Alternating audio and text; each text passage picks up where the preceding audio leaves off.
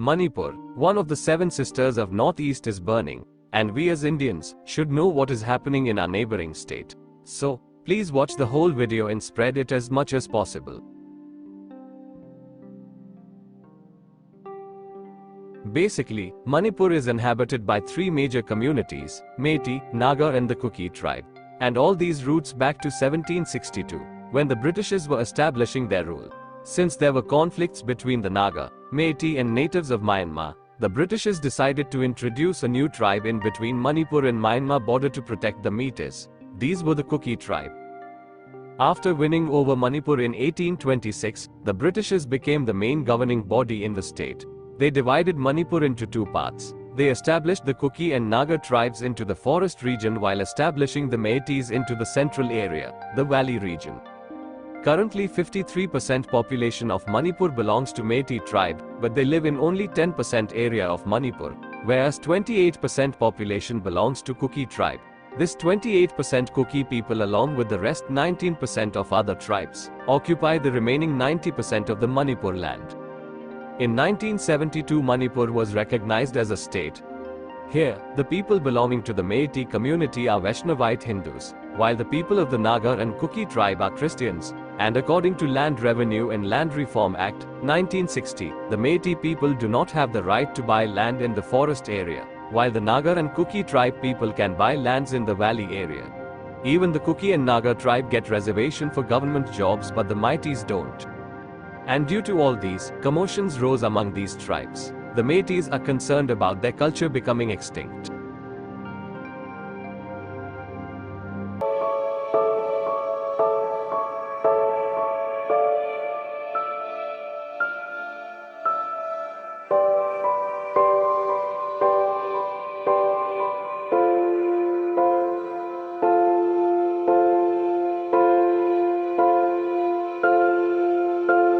We have seen that the Kuki tribe has geographical supremacy, and, in the same way the Meiteis too have political supremacy. The community is dominant in 40 out of 60 states assembly constituencies.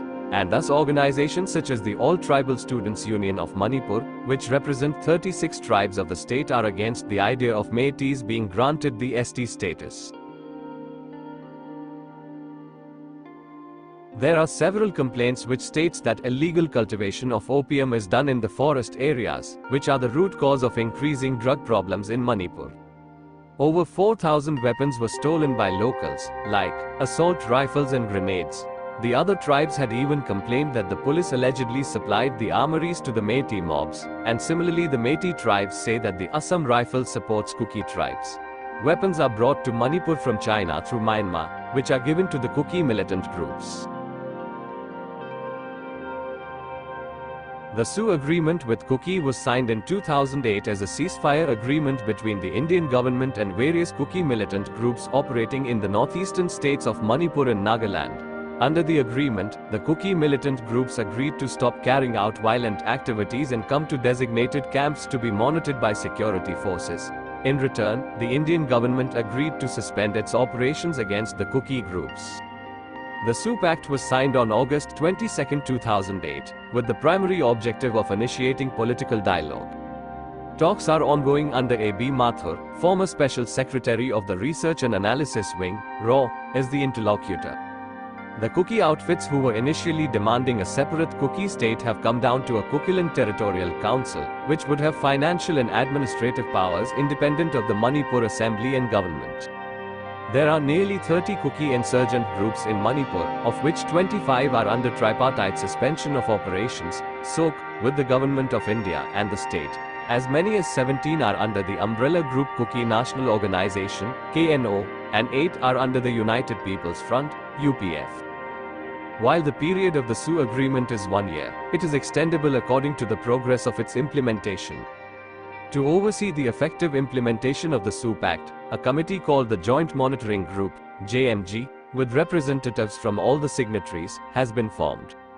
The important terms under the pact are that security forces, including state and central forces, are not to launch any operations, nor can the underground groups. The signatories of UPF and NO shall abide by the Constitution of India, the laws of the land and the territorial integrity of Manipur. They are prohibited from committing all kinds of atrocities, extortion, among others.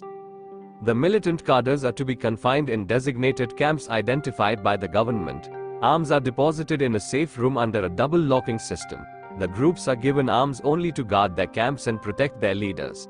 As a rehabilitation package, the UG cadres living in the designated camps are given a monthly stipend of 5,000 rupees. Financial assistance is also being provided to maintain the designated camps.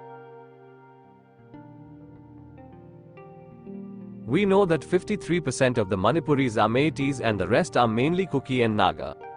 Recently, the Manipur High Court asked the state government to consider the Meitei community as a part of the scheduled tribes.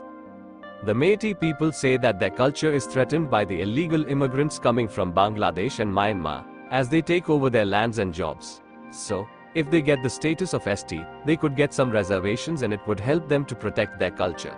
Now some of the upcoming details may be vague, as not much about the topic is covered by the media, nor we are getting any official reports from the police. So it is not possible to consider any statement as 100% true.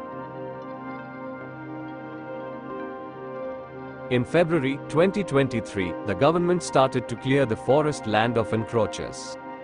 On 11th of April 2023, 3 churches were broken down by the government considering them to be illegal. On the 20th of April 2023, the Manipur High Court suggested the state government to consider the Meiteis as ST community. On the 28th of April, the CM of Manipur was to come to Churachandpur district to inaugurate an open gym, but the protesters burned down the venue. And after these Section 144 was imposed and people were asked not to protest or gather in a large group. Curfew was imposed in 8 districts of Manipur. On the 3rd of May 2023, the All Tribal Students Union Manipur organized the Tribal Solidarity March. More than 60,000 people participated in this rally.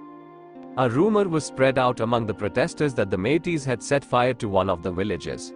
Out of rage, the protesters started to set fire to the surrounding Meitei settlements. All of these started a clash among the Meiteis and other tribal people. Videos of civilians walking with AK-47 on streets went viral. The truth about these videos being real or fabricated is not yet revealed. On 4th of May, this violence was spread throughout different districts in Manipur. Shops were burnt, protesters began clashing with the police, internet was suspended in many areas, the state government had to seek military help, houses were broken, and hundreds of people slaughtered and women were physically harassed.